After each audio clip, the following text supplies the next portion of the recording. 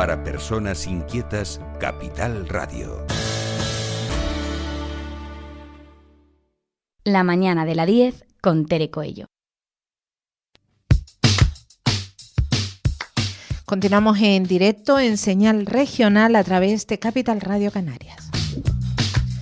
Bueno, y saludamos a nuestra invitada que se encuentra aquí con nosotros. Ella es portavoz de la Asociación para la Defensa de las Pensiones Públicas en Canarias, además de otras responsabilidades. Carmiaco Pérez, buenos días. Hola, muy buenos días. Como siempre, mil gracias por contar contigo, que vengas a la radio de manera presencial. Gracias a ti por invitar. Que hace más amena la entrevista. Carmiaco, primero que nada, elecciones europeas, ahí tenemos los resultados. ¿Cómo las valora? Pues todavía en un estado un poco de asombro, ¿no? Relativo. Era de esperar, ¿no? Que hubiera una abstención bastante grande, que la gente no tenga en cuenta lo que son estas elecciones europeas como pueden ser cualquier otra, y también pues en un estado un poco de alerta, si ya lo estábamos, pues seguir en ello, ante el ascenso de lo que supone unas corrientes ideológicas que las denominamos la ultraderecha, ¿no? Pero que tienen muchas caras, pero que en definitiva todas vienen a defender unos intereses que no son los de la gran mayoría.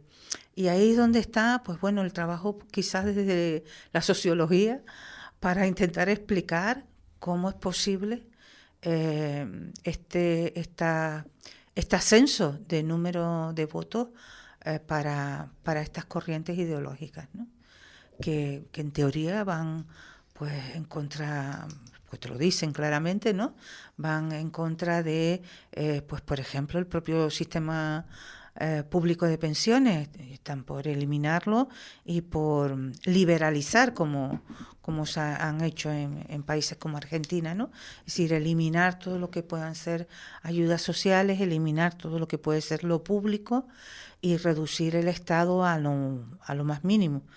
Esa ideología que está ahí manteniéndose no beneficia para nada a la gente, con lo cual no entiendo cómo hay colectivos no muy bien identificados, porque hablan de que si gente joven, bueno, pues depende, ¿no? Yo conozco mucha gente joven que no está en esa línea. O hablan de los hombres, pues también conozco muchos hombres que no están en esa línea. Así que, bueno, pues ahí habrá que hacer esos estudios correspondientes para saber quiénes y por qué, ¿no? Y en ese sentido, pues trabajar desde otras ideologías, que lo que se defienden es precisamente los sistemas públicos, las ayudas a quien menos suerte han tenido, el reparto de las riquezas, etcétera, pues se planteen qué es lo que no lo que están haciendo mal, sino lo que quizás falta por hacer, ¿no? Uh-huh. La verdad es que mirando los resultados, primero que nada ganó la abstención. El 51% de la población que podía votar decidió no ir a votar, no hacer uso del derecho al voto. Gana el PP con una diferencia, bueno, sube 9 diputados, pero en realidad la relación con el PSOE solo son 2. La tercera fuerza, Vox. Hablamos de la ultraderecha, pero en la parte sorpresiva está todavía la ultra de la ultraderecha. Antes hablaba en la anterior entrevista de este partido, se acabó la fiesta, que contra todo pronóstico entra con 3 diputados, cuando el mismo Albize Pérez decía que quería entrar en Europa para, en cierta manera, aforarse de todas las sentencias que tiene por bulos. Exacto. Y denuncias por bulos y, bueno, todo lo que él ha querido. Un partido político que habla poco menos de a los cayucos darles la vuelta y que se vayan por donde vinieron sin atención ninguna. Que mantiene que estamos siendo regados por los aviones, que los pájaros no existen, que son drones, que las vacunas hay que quitarlas todas porque es un retroceso, que las personas que no producen son una carga.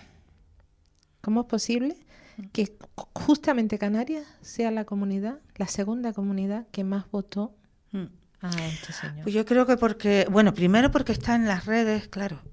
Yo en este tema las utilizo Toda muy su poco. campaña la hizo a través de Telegram. Las redes. Yo uso muy poco las redes y tampoco puedo opinar mucho de cómo funcionan, ¿no? Pero sí que por lo que escucho y todo esto, veo el discurso fácil, lo que solemos decir, ¿no? Ante problemas complejos, das una receta muy sencilla y haces que la gente no piense y con eso se conforma. El tener el enemigo claro, ¿no? Un enemigo que esta gente lo ha concentrado en las personas migrantes, es también muy fácil. En vez de enfrentarme a toda una estructura social. Con respecto a esto, ayer leía que me quedaba escandalizada, que él decía con respecto a Canarias que prácticamente el 70% de las mujeres en Canarias estamos siendo violadas por los migrantes, ¿no? Es un disparate. Un disparate tremendo, ¿no? Cuando además con esto de la violencia es un personaje que parece ser que provoca la violencia, provoca la cultura de la violencia, ¿no? Entonces, bueno, después... Pero cuidado porque este argumento no solo lo ha utilizado este personaje, lo ha utilizado también el otro partido de ultraderecha, ¿no? Y hasta cierta forma, hasta el PP ha llegado a coger parte de ese discurso, ¿no? De ahora resulta de que salen en defensa de las mujeres, ¿no? Cuando siempre han votado en contra de todo lo que son los derechos de las mujeres. E incluso niegan la violencia contra las mujeres. ¿En qué quedamos? ¿Existe o no existe la violencia de género? ¿Existe o no existe el acoso a las mujeres? Ahora, claro, después cogen y utilizan unos que no son argumentos, unas frases, ¿no? Para decir que esa violencia se ejerce sobre nosotras por parte de los migrantes. No sabemos de dónde se sacan esos datos porque no son reales. No son reales, no hay nada más que ver. Los datos de asesinatos, por ejemplo, son mayoritariamente con nacionalidad española y nacidos en España. Cuando miramos los casos de agresiones sexuales, idem de idem. Es decir, no hay...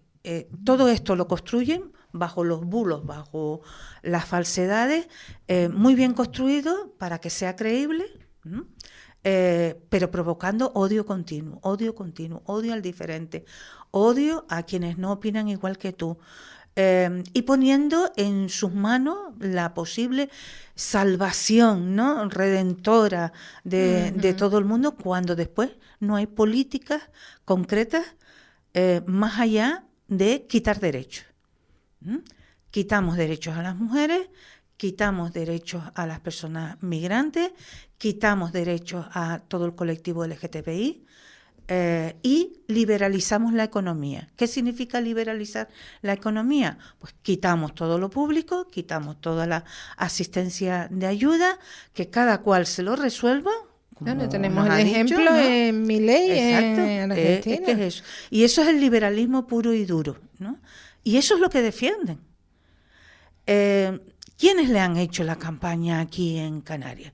Porque es un personaje que no es de aquí, no. Es un personaje por las redes. ¿Cómo es posible que lleguemos al punto de que a gente que no conocemos, a gente que no está cercana a nosotros, sea en donde pongamos nuestra confianza?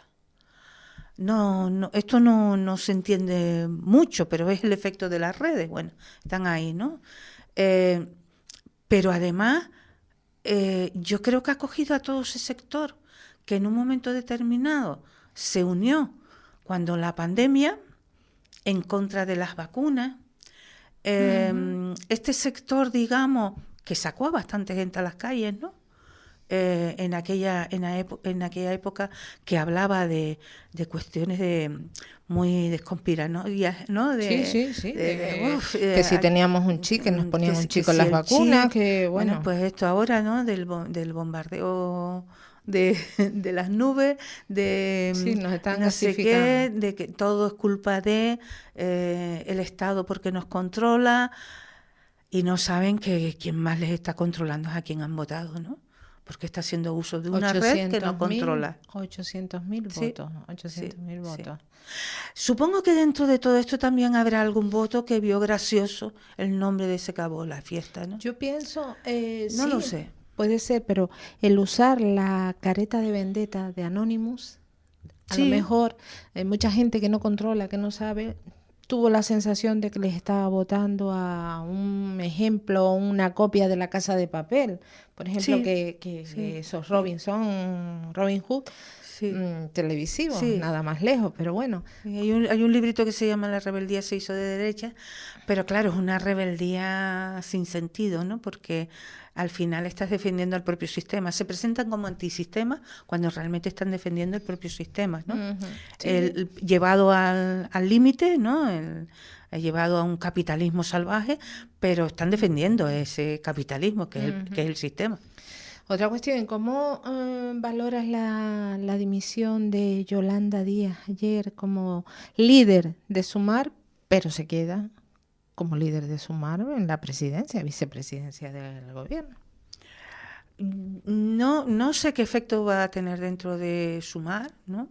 Que realmente tenía ya bastantes problemas entre las propias... pero creo, no sé si ha sido una cuestión meditada o no, pero yo creo que no hace mucho favor a lo que es Sumar o a lo que es la izquierda, ¿no?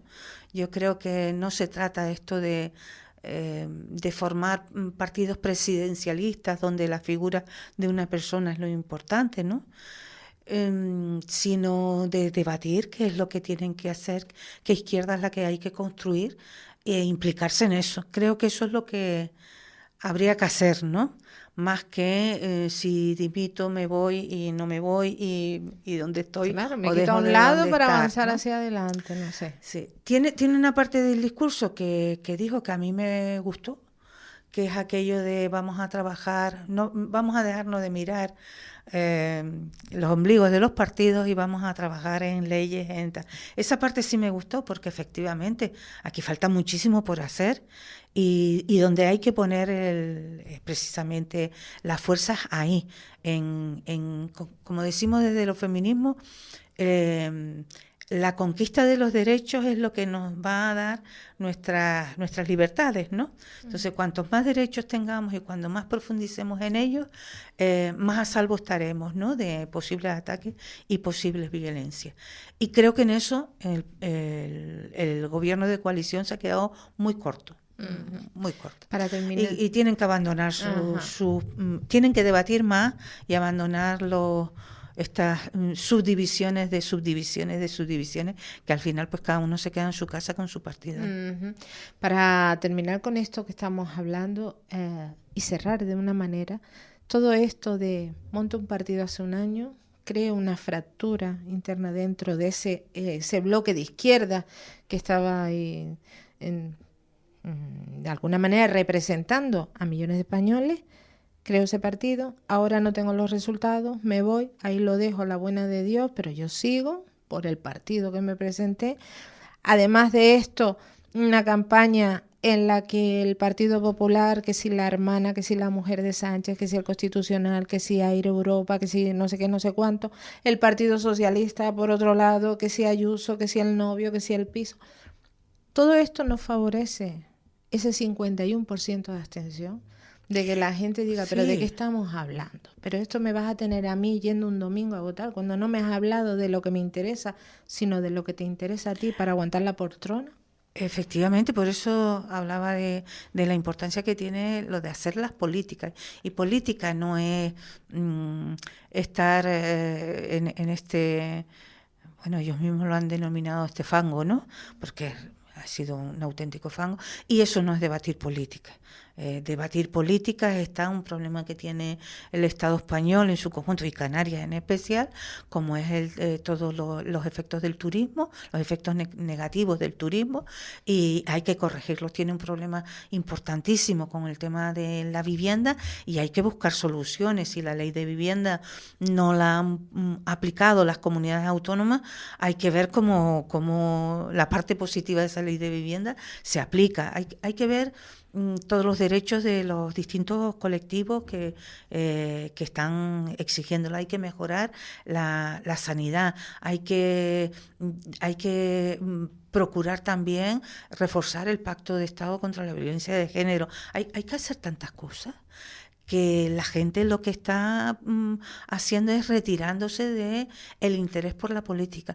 Y lo único que hace es cotillear a los políticos, digamos, ¿no? Sí, sí. Y es una batalla de te odio, me odias y no de debates políticos. Y ese es el problema que se ha estado generando. Una cultura en ese sentido también provoca más derechas. Claro, más derecha y menos derecho. Exacto. Hay que decirlo. Otro asunto importantísimo, que era el motivo principal de esta entrevista, ponemos la atención el próximo sábado, 15 de junio, pero para que sirva para todo el año, no solamente el 15 de junio, y tocamos un tema importantísimo, tan importante como doloroso cuando se da, y es el maltrato a las personas mayores, a las personas en la vejez. El 15 de junio se conmemora el Día contra los malos tratos, principalmente en la vejez. ¿Qué acciones?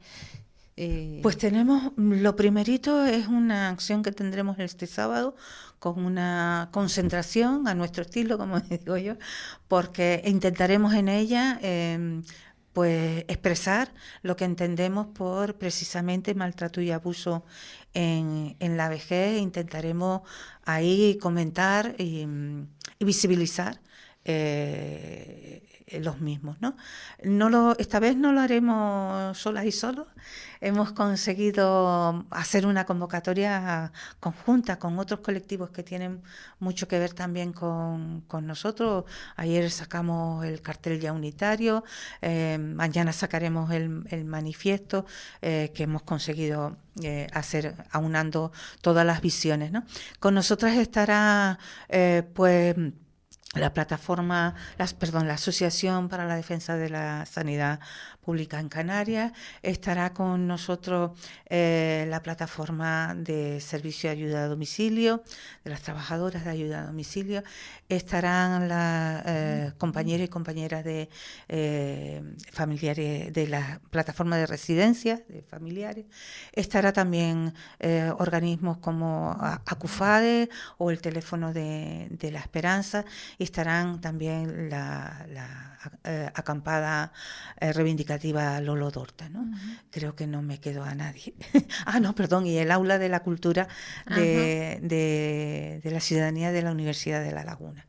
Todos estos colectivos pues nos hemos puesto en marcha, faltan muchísimos, pero ahí estaremos.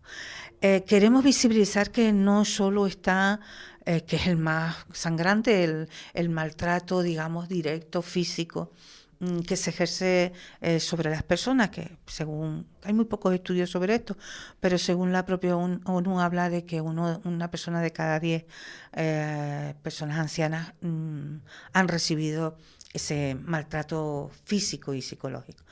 Sino que existen otros tipos también de maltratos y abusos, ¿no? Que podríamos denominar que son como 3 grandes bloques. Estarían los maltratos estructurales como sociedad, que fomenta una cultura de la violencia junto a un edadismo. Estarían después las que nos infringen la parte institucional, desde las instituciones, al no mirar estos problemas que existen y no poner remedios, y además ejercer sobre nosotros también un maltrato, como los profesionales que están dentro de las propias instituciones.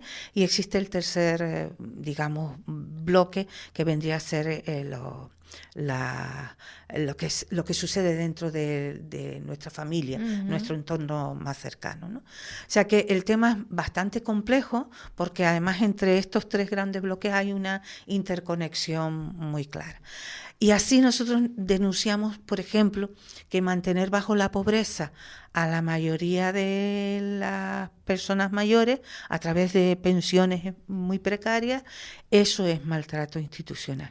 Y no atender el cómo ir reduciendo cada vez más hasta conseguir que existan, digamos, pensiones dignas que te permitan una vida, pues tener tu casa, tener tus recursos, tener lugares para donde tú tener los servicios que necesitas, etcétera.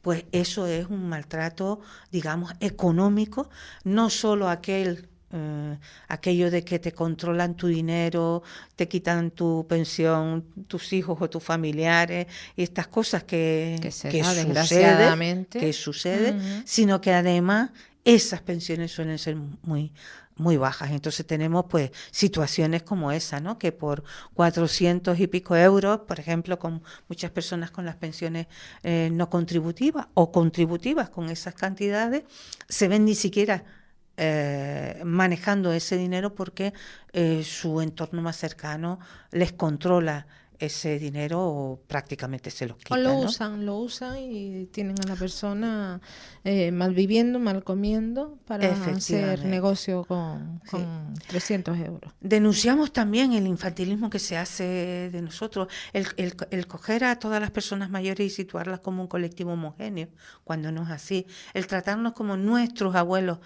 Pues hay mucha gente que no es abuela, claro, ni somos de nadie, o el infantilismo que se hace, esa forma de tratarnos como si fuéramos niños, ¿no? Penoso. Yo he visto estar en la Seguridad Social en médicos y ver a una señora esperando ser atendida y pasar una ATS, una enfermera, un auxiliar, lo que fuera.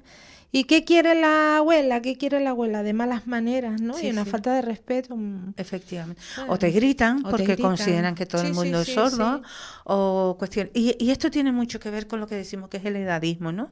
Es decir, esa consideración en esta sociedad de que según la edad que tengas, vales o no vales, mereces tener toda tu autonomía o no, y hay una forma distinta de tratarte, ¿no? Con esto no queremos decir que seamos en la vejez los únicos maltratados, ¿no? Y que el edadismo sea solamente con las personas viejas. Ahí tenemos también cómo se maltrata en la infancia, o cómo también cuando se es joven hay muchas dificultades para acceder al puesto de trabajo por tu edad, no por tu valía, sino por tu edad. Sí. Es decir, hay muchas situaciones del edadismo que provocan discriminaciones en distintas etapas de tu vida. El edadismo es como el adultismo, lo importante es lo adulto.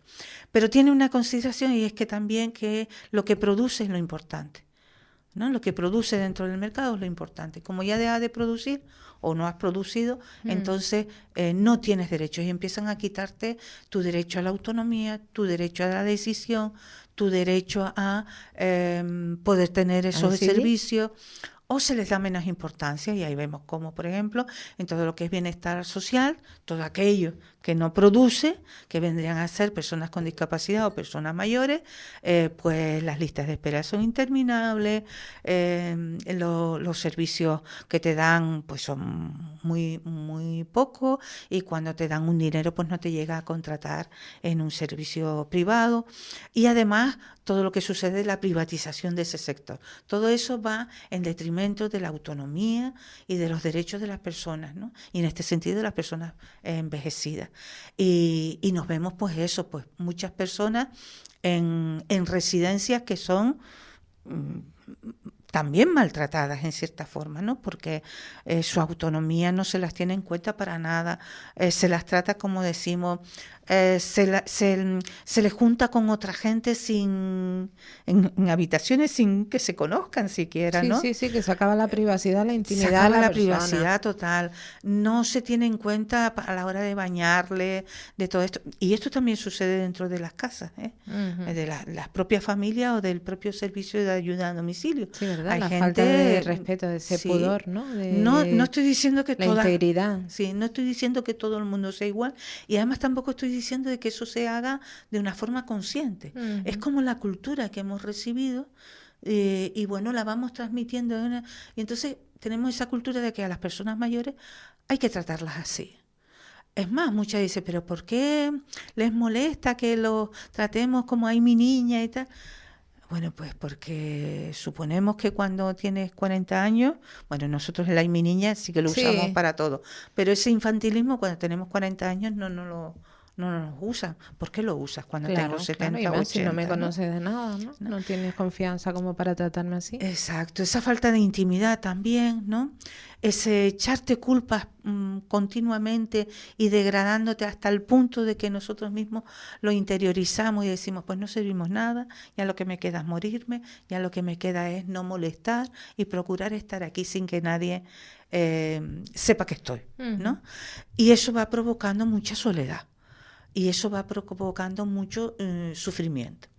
Y bueno, es hora ya de empezar a cambiar todo eso, es hora de que la sociedad se vaya dando cuenta que eso no es lo que queremos y lo que deseamos, ni para nosotros ni para las futuras personas que van a envejecer. Todo el Nosotros que mundo vamos va a envejecer. caminando, a no ser lo contrario, que sería peor. Exacto. Si no Y por llega- eso pedimos pues una sanidad que nos tenga en cuenta, donde la especialidad de geriatría esté en todos los lugares, desde la atención primaria hasta todos los hospitales y demás. Y entendemos también otros temas que son muy importantes en otro tipo de instituciones, como por ejemplo la banca u otros servicios, ¿no? Que cada vez, o la digitalización, que también viene a ser el no abordar los efectos que produce todo esto, viene al final a convertirse en un abuso o en un maltrato. Es abuso, por ejemplo, las hipotecas inversas. Ujú. Es un maltrato cuando tú vas a una banca y se te complejiza todo porque no sabes No cómo sabes. aquello Ni funciona. tienes por qué saber. ¿No? Es maltrato cuando tú vas a una entidad pública y te piden cita previa porque tienes que pedirla a través de una digitalización que tú desconoces. Es maltrato todo eso y abuso, ¿no?